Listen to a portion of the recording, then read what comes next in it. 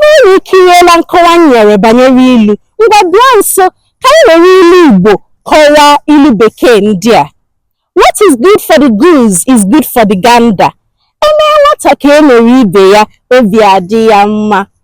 To be forewarned is to be forearmed. Ara kara aka anaghị eri nwa ngwụrọ.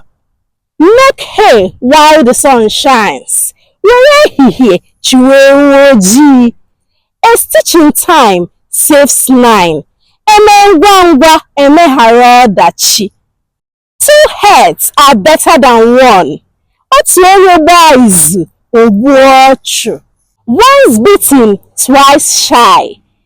Agbụsị gbuo otule ọmụrụ akọ, ma ọ bụkwanụ nwata aṅụ gbara hụ okpotokpo ijiji ọgbawa ọsọ. A tree does not make a forest. Akwụdoro eze ochie, ma ọ bụkwanụ igwe bụ ike. There is dignity in labor. Aka aja aja na-eweta ọnụ mmanụ mmanụ. Nothing stays hidden under the sun for so long. Anaghị ekpuchi afọ ime aka.